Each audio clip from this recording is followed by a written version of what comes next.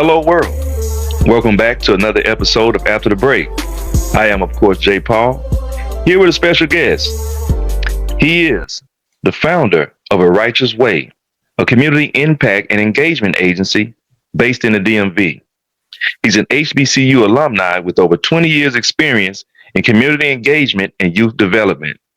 He's the creator of the ABLE program on Rikers Island, the nation's first social impact bond. He's trained over 50 mentors and young adults in foster care and serves local government agencies, returning citizens, and hosts of workforce development workshops. Here with me today, Mr. Hawkins. How you doing today, good brother? I am good, my brother. Thank you for this. Thank you for this. One, just humble correction. I'm a co-leader of the ABLE program. So it was four of us, four leaders of the ABLE program tasked to lead the nation's first social impact bond. And we are, we basically a social impact. It was two organizations. It was heavy in New York City around reentry and doing work in the jails. And they came together, and Goldman and Sachs gave us some funding to go into these facilities and reach every first 16 to 18-year-old incarcerated, and then it went 16 to 21-year-old incarcerated. We did that for quite some time, and even going into some of the most violent facilities on the island at the time, like GMDC. Anybody watching who know about GMDC, they know. And then when we left, it was one of the least violent facilities on Rikers Island. So we put in a lot of work there, along with a great array of staff and team. That's beautiful. Thanks for that correction. So, of course, Coach, the great things you're doing through A Righteous Way, which is a righteous act of service to the community. If you don't mind, give us a brief introduction of what it is that you actually do through A Righteous Way. All right, so through A Righteous Way, you are on the nose. It's a community impact and engagement agency. The focus is to break down barriers to access information, resources, critical thinking, and belief in oneself. And we do that through edutainment, critical pedagogy. We try and help the young person turn on their own light or identify their own power that already exists within them. So that comes from credible messengers, certain type of conversations that we have where they are the centerpiece, not us kind of talking at. We keep it real on all levels. The people that come to them and create the curriculum and workshop, myself and others, have lived experience. They have personal connection to us being better as a people, as a community, and of course, ultimately as a whole planet, a human race. But, we got to get our people together first. And I think that is in the heart of everyone who does the work. So in every SOP, every contract, every workshop that we do, that is the fire that kind of leads the discussion. And we go into the schools, group homes, we've done homeless shelters, and of course, we did Rikers Island where the program was birthed. It was once called Frontline United, but now it's A Righteous Way, as I expanded from more than just working in the jails to working in affordable housing development communities, and also training the trainer. So we train mentors. We train organizations, cultural competent and culturally responsive engagement for Black African-American people, because that's something that is needed. So, it's all encompassing, but it's a gap filler to help people connect to us and help us reach the heights that, that's already ours. You mentioned something about affordable housing in those particular areas. Yes, sir. I was having a conversation the other day with a friend of mine about how affordable housing has expanded in regards to not being simply just housing authority, the projects. And we see a blend now in most developments, most communities, including luxury living apartments, regular subdivisions. And we were having a discussion about the behavior of some of our youth. Do you think that has an impact on behavior patterns when it comes to troubled youth and teens? Yes, definitely environment. Environment plays a major part in what you believe you can do and what you have access to. It informs what you think you can or cannot touch. and what you own and what you don't own. And a lot of times in the projects and in certain communities, and even speaking to your point, they'll create a luxury building. 15% of the units have to be affordable housing, 20% have to be affordable housing.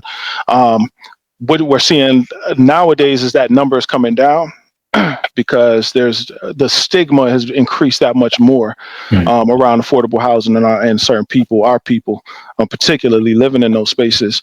But yeah, if the young person only sees uh, something that they don't own dictating how they live, um, they don't know that they can touch the top floor. Mm. They feel that um, getting a voucher, not everybody, right? Because I had to get a voucher too. You know what I'm saying? But that is the end of the road, and that's because maybe in some of these buildings there are 3 and 4 generations of people staying in the same projects. So yes, to make it short, yes, environment plays a major part in what our young people see. I'm a firm believer in like access, having our young people see different things. That way, they know that they are a part of something greater.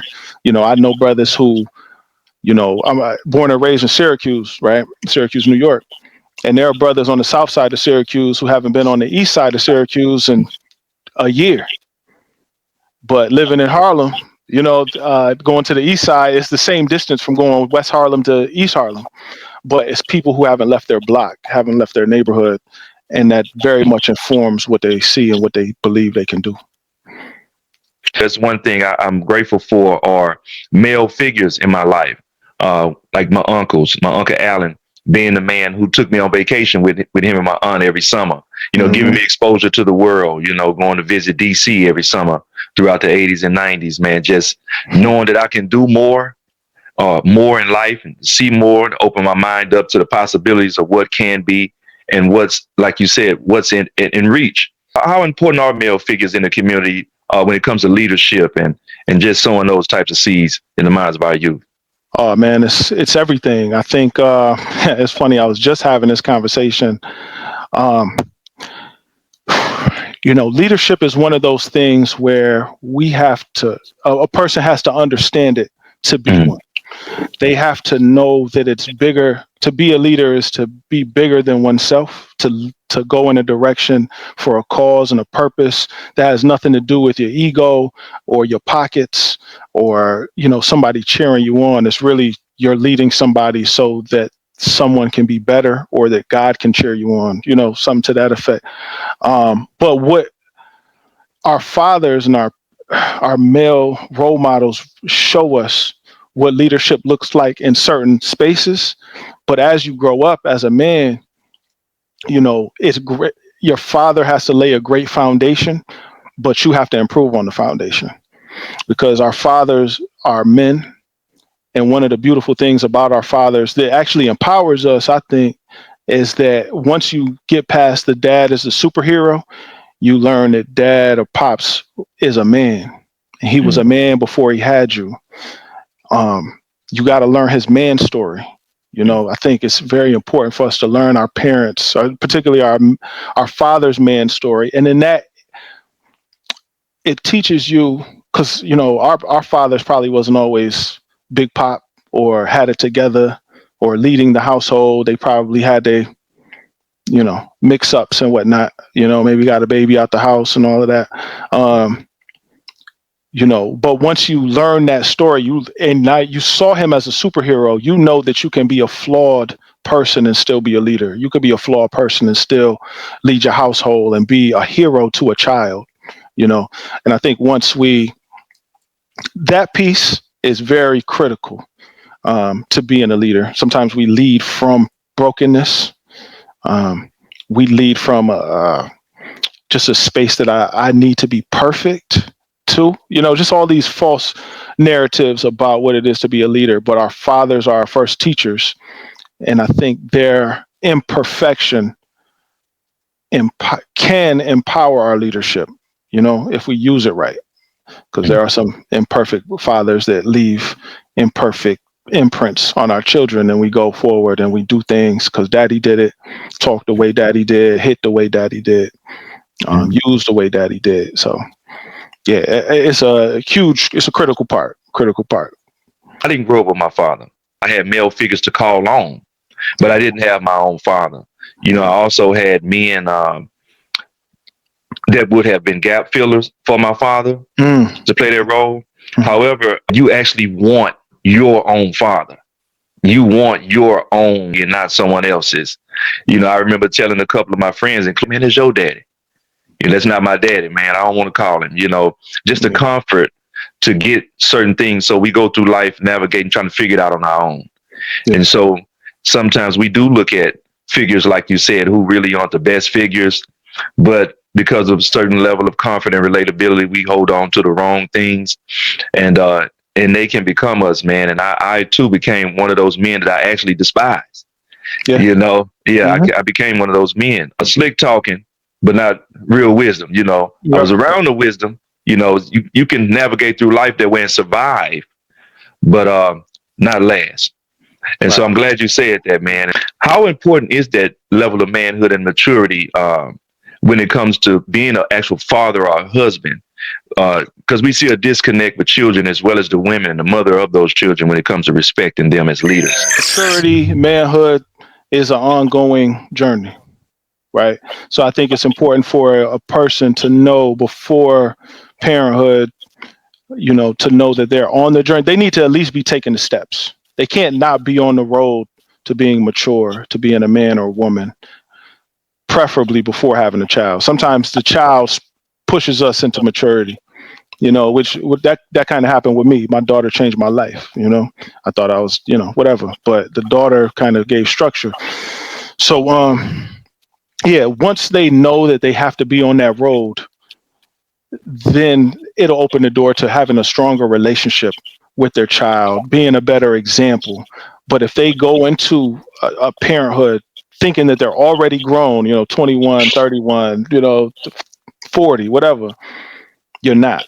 You grow every year. So just being humble enough to know that you're still growing, it helps. It helps. But there's not really a pinnacle. Maybe there is a pinnacle to manhood. Maybe it's kingship, but even a king is a servant, and he has to go even beyond that. So yeah, just I think it's being humble and being a servant, but not to get off topic. But that also goes into parenthood too. That's one thing I am grateful for, is a level of humility to say as a man, hey, man, I'm still growing. Yeah. Hey, man, I'm flawed in this area.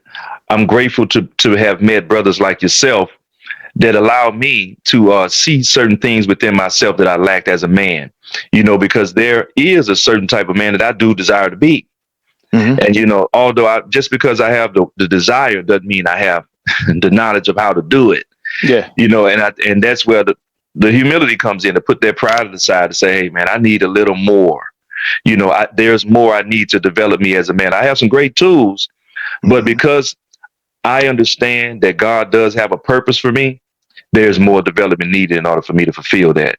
Yep. So I'm glad you said that. Nah, that's major. That's major. That releasing the weight of having to have it all figured out, and just knowing that you're going the right way. It's night and day, you know. And in fact, thinking that you have it all figured out can be a lonely place. You could sit there and you don't got nobody to talk to because you position yourself as an expert in all things. Now your pride is connected to you asking for help. Now you feel less of a man because you can't afford it or you can't do it or not qualified. So yeah, the manhood is a journey. you know Maturity is a journey. So I think when our parents and our future leaders know that, we will be better off. Man, Mr. Hawkins, you're touching. Man, listen, Mr. Hawkins. Hey, I know if I'm feeling it, others are feeling it, because I know I'm not the only one. Yeah, Like you said, we position ourselves with all of this, man. I think we got it figured out, because we're only taught that we're financial providers, not mental providers. yeah, We live in a world so chaotic, and such a chessboard. We live on a chessboard, and we have to navigate around people as we go and go to certain levels in life and go through certain doors where we really and meet certain women who may be attracted to all this, who may assume we got it together, and we really have to be able to navigate on that chessboard, man. So I'm so glad you said that about the humility to learn, man. And that's letting go of ego. Mm-hmm. Uh to break out of that non-progressive identity. Yeah. So That's what are some steps that men can take to let go of the ego to break out of that non-progressive identity? um, release successes and failures fast. Mm. You can frame them, put them up on the hallway, but don't carry them with you in your wallet. You know what I'm saying? Like, that could be trauma, that could be protection, but that is definitely one way to prevent ego from taking over, right? So you could go back in your past, and there was probably 10 very amazing things you did as a man, accomplishments, survivals, testimonies. Take that, frame it, put it on the wall, but keep going. Because once you get to looking and reflecting at your past wins, then you're not looking at your next step. There was this, I don't know, remember the Hard Knock Life tour documentary? Yeah. With Hove, and he said somebody out there is doing the alphabet cereal, putting raps together, and they're gonna come take my throne. That's the same thing, and really in all aspects. So to release that ego, if you're just harping on the thing you did last year or last month, and there's just so much more runway, somebody else who's being more prepared, who shows a little bit more humility. And I believe humility is a godly word. It's not, I know it's kind of connected to grind culture and don't be humble or else. But if you go into this space humble, always a student, always learning, ready to learn, it keeps you ahead of the competition. In fact, it aligns you and creates spaces for allyship with someone who may see you as competition, because they know they can't do nothing with you, because you staying on top of things, you staying learning, you staying sharp, you stay building. That ego overrides a lot. I was just talking to a sister, and ego overrides empathy and it overrides ethics. So, ego, I think, is the first thing to get in check as a man trying to be a leader or in a leadership position, whether it's professionally or socially. Boy, Mr. Hawkins, man, you Great. Mr. Hawkins, man, look, you got the children like this. Hey, man, the light has been shining through, but I mean, it's coming all the way through. Now the wall, I think this will go break it all the way down. Nah, let's do it. Seriously, man, because you're talking about me, and I was that guy, man, for a long time, and in some areas, I still am that guy. I think that I have certain things figured out, and I'm very selective on who I engage with, and it's not that I don't want it or desire it, because I do have it around and available, but it's just the ego allows us to be very judgmental, like you said. Yeah. And it's to our detriment, and it really stunts our growth as well as our progress. A lot of the gifts that are in us, I do believe that programs like yours, and men who's done the work like you have, you guys are the finishing touches, as well as the molding along the way. And you mentioned God. How important do you think that spirituality? How important do you think that is, and how does that play along the journey of growth in manhood? That's a great question. I think that's something that's missing in a lot of the conversation around leadership, manhood. What I found is when you are fighting for something, working for something greater than yourself, that's the pinnacle of manhood. That's the top right there. I just asked, what is the pinnacle of manhood? I think working towards a purpose is the pinnacle of manhood. Whether it's your family, God, serving your community, because of the large spiritual impact that oppression has had on your people and your family. It's in your blood, so you're fighting against that. I think yeah, it gives you direction. It gives you compass.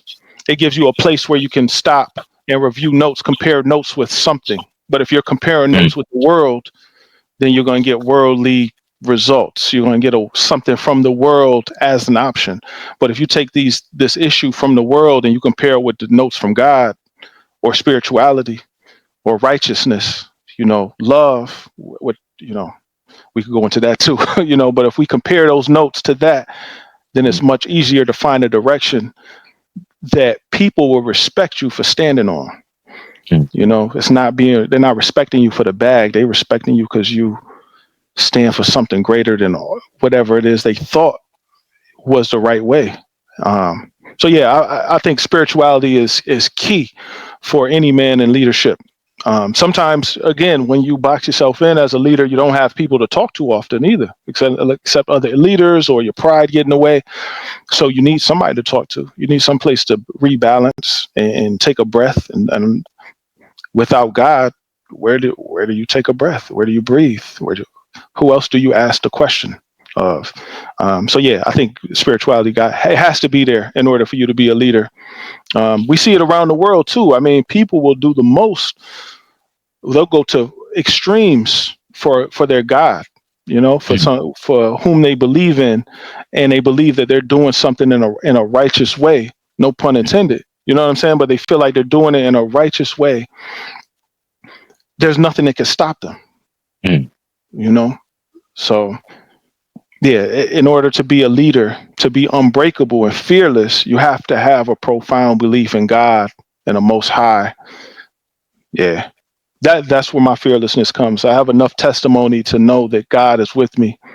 If there's some type of angel or energy that will lead me to whatever point is my finish line, but I Mhm. know that it's not going to be a finish line until God say it is. So I'm gonna keep going, and nobody's gonna stop me. That's trained though. I've dealt with fear, depression, all of that, but I think that's what will get us free. Man enough to say, because I'm an honest guy, man. I don't, Hmm. and a lot of things you can't fake anyway. You can't hide it anyway from people that know.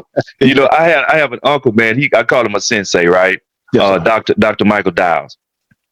He every time that God would reveal some of my shortcomings to me, I'd always call him like, man, God revealed this to me, man.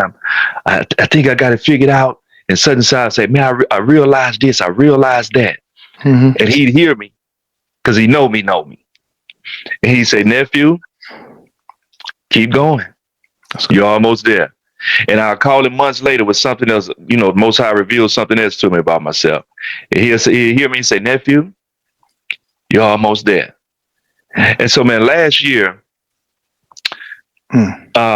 I had a vision, and I called him and shared it with him. He gave me a scripture, man, Psalms 51, uh, verse 10, dealing with my heart, man. Because as Mr. Hawk, I had a dark heart, brother, and it broke me down, man. It broke me. It broke me down. And I'm still building from that, dealing with the heart. Yeah. Because a lot of things that I thought was righteous, it's just, come on, man. Yeah. You know, yeah. And so Oof. I really had to get made over, and I'm still growing from that and accepting that change. And it's a real process, man. It And is. it's a process, Mr. Hawkins. Yeah. I mean, I'm not a Bible like thumper. You know what I'm saying? But Right. I am familiar with the word, and and I respect it, and I see its historical ties and its ties to us as a people and as a black people and human race. So I'm always referencing the Bible and my connection to my belief in God and faith. Hmm. But it gets harder to walk in faith when you wasn't raised that way. And when you're like trying to make sense of this secular world that you live in, you know. Um, Still exist in it. I still want to go see the fellas on once in a while, and we may take a shot. We all live very busy lives, family men, or responsible brothers, fairly, for some of Hmm. them. But then it's like, in some ways, it makes it a beautiful walk. Walk through the valley of the shadow of the dark and all of that. But then in other ways, it's like a psychological thriller because you never know when you could go back. you know just because I wasn't raised in that way. So, you know, yeah, my spirituality is very much a savior of mine. Yeah. Yeah. Well, I was raised that way. You I know, did, I grew up in the church. You know, I did. grew up in the church, and I've done quite a few things within ministry, man. Even Mm, the elders even saw me, and trusted in my comprehension of the word enough to allow me to teach. And I taught for a while. I've done quite a few things, man, hey, years ago. But straddling the fence, yes, sir. you can't. That lukewarmness, Mm, it don't work, man. mm, It don't work. You can't. It's a battle within itself. You're gonna be fighting yourself. yeah, And to get um, to this point where I am as a man, just being honest, it's been quite a journey. yeah, But it's been a beautiful one. Like you said, you get to a place of understanding, and what greatness is, and you see it. You know what God is and spirituality, and it's like, man, it's a beautiful thing. yeah, And you start to embrace it more and more. And who you thought you were, yeah, you're yeah. being made over. You're being made over, and accepting that newness. Mm, I think that's a challenge for a lot of men. it I is. think. Yeah, right. How has your experience been dealing with men like that, embracing new identity? What do you think some of the challenges were? Oh, forgiveness. Yeah, that's the Oof. first thing I could Oh think of. man, You jeez know, Louise. and I Hmm. only just based off of what I've seen and myself and the journey that I took on, I Hmm. forever thought I would be something because I never forgave myself for things that I did or partook Yes. in the past. I always thought I was going to be you know, a bad person, Right. because I never said, I forgive you. You was 21, you was 19, you was 27, things like that. Hmm. Um, and this is what changed my life, right? People would be like, why you do the work? Why you do the work? And I would say, man, guilt. Hmm. That was like my go-to thing because in my household, I was the only one to go to school. And my nephew who was like my little brother, did a lot of time. He only been home for Christmas. At this time when he came home, he had only been home for Christmas maybe like 3 times since he was 16, 17. He's at this time, he's probably 35 when I see him this time.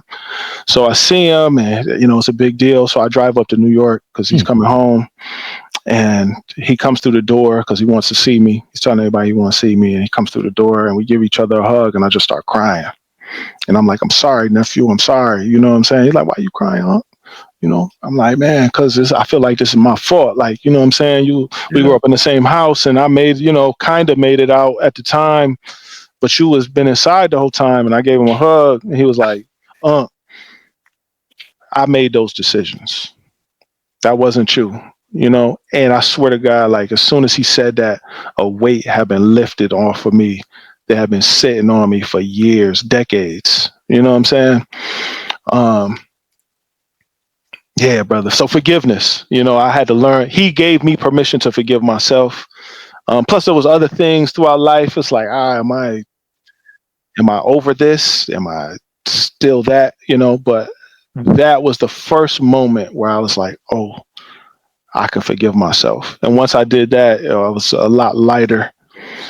So yeah, forgiveness is one for the brothers. Yeah, releasing that ego is another piece for the brothers to understand. Forgiveness will help many of men break free from whatever it is, whatever shackles that they have. It's almost like the horse that is tied to a stake in the ground. The stake might be like this, and it might be a very small, weak rope, and you got this powerful, beautiful horse that could rip this stake out of the ground whenever it wants to, but it's been sitting there with the stake on for so long, tied to this tiny little rope for so long that it thinks that it has no power. For me, not forgiving myself was that rope, and I feel like a lot of brothers got that rope. They just need to forgive themselves and move forward. Pick your pants up. It's okay. You was sagging for 20 years. Now you can pick them up for the next 20. You was busting your gun for 20 years. Now you could put it away for the next 20. Also, the conversations that you have, I would tell brothers that changed my life too. Me and my brother, it was a specific moment. Me and my best friend, we was like, you know what? We need to start changing our conversation. It need to not be struggle, hood this, hood that, or hood adjacent, struggle adjacent conversation. It need to be thriving, getting better. We can get to the bag without selling out. We can get to success without, you know, being a coon. You know what I'm saying? It was all of that. Those conversations like changed my life too. And once we change the conversation, our minds change. So I would say, anytime you're in a room with brothers and y'all sharing war stories about who did what and what did what, or it's just non-productive. If it's not just a fun Friday afternoon, and y'all kicking the Willy Bobo, inject some wisdom in there. Inject, hey fellas, what y'all do? Hey, how you doing that interview? Hi. Hey, you still unemployed? Yo, my job hiring. Let's get online right now and apply. You know, that kind of thing. All those conversations Yeah. that help out a lot too. That's some great news I can use, brother. Hey, And I right. tell you, breaking away, man, it's a part of the growth process for me, man. I'm telling you, man, I feel like I'm light skinned today. You know, yeah, feel like one of the barges today, man. I tell you, Yeah. man, it's It definitely started getting a little oh something, right? man, oh brother, you got me, man. Oh, I got the napkin in my hand. Oh, hey, you know, I hey, was like, oh, get this oh, on camera. There's a red light still on. man, you got me, man. You got me because, Yeah. man, you got me, brother. Yeah, there's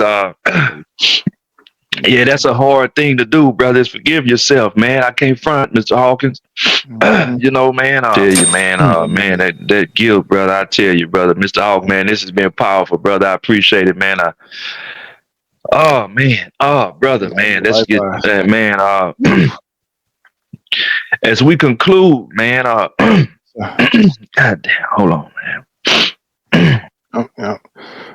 Man, oh shit, man. Yeah, we walking that walk, brother. So I understand. I'm gonna probably, as soon as I log off, I'm gonna go.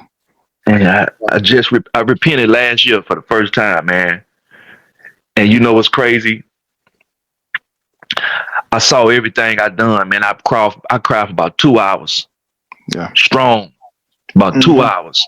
Yep. And man, afterwards I couldn't remember nothing.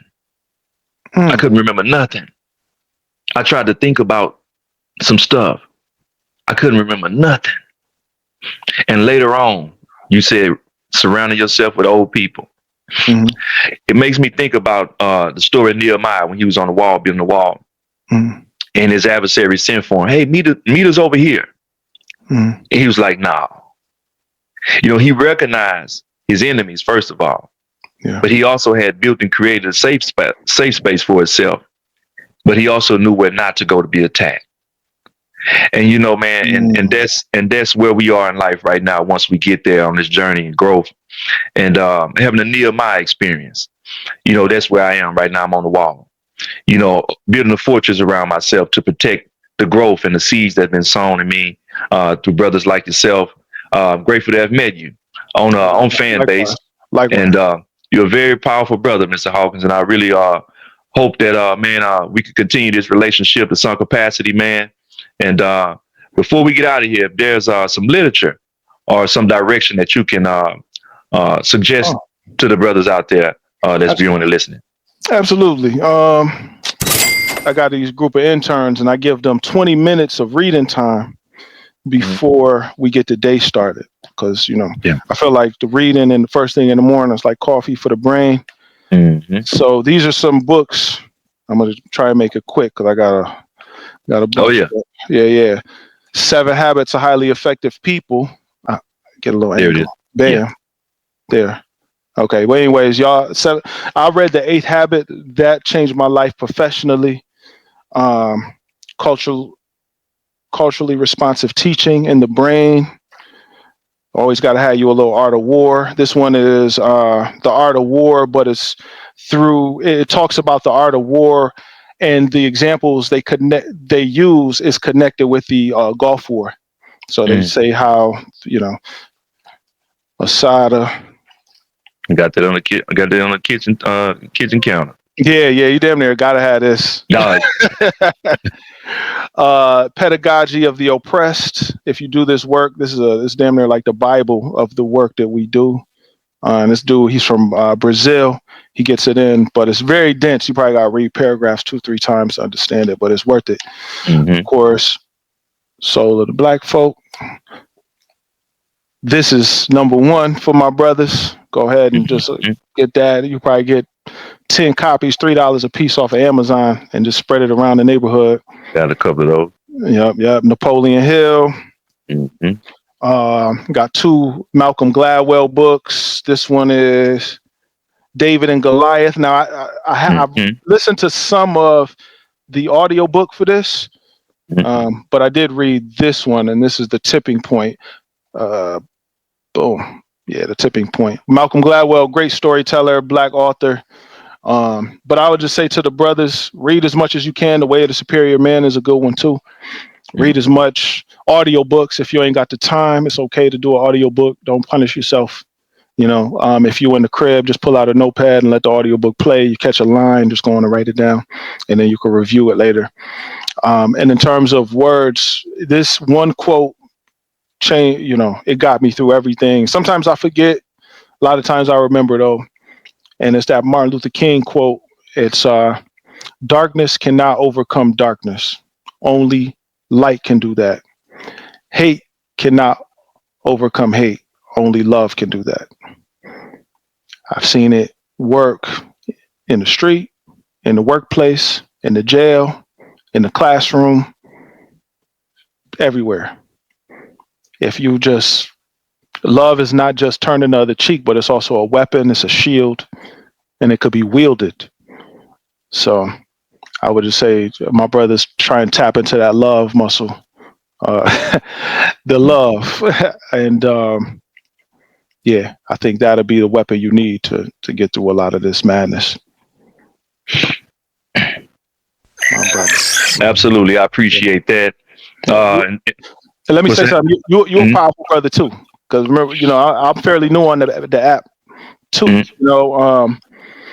but there are just some people that you're drawn to, even just through voice, and you always represented balance and just a real perspective that many of the real ones can relate to in those spaces. So you represent something great in that on that app.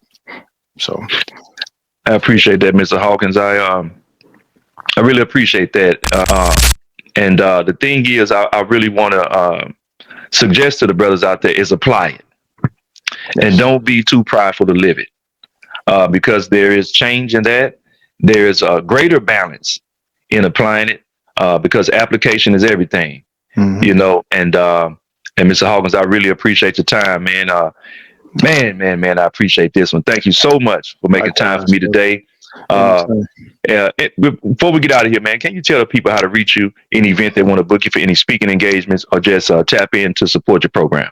Yeah. I would say if you want to reach me, just go to arighteousway.com. That's arighteousway.com. And I'm down for conversations, meetings, and it's nationwide too. So if we do some business, I'm willing to go the extra mile to make sure it's I go all the way with it. I really mean what I do. I walk the talk. So I'm 10 toes in. So reach out.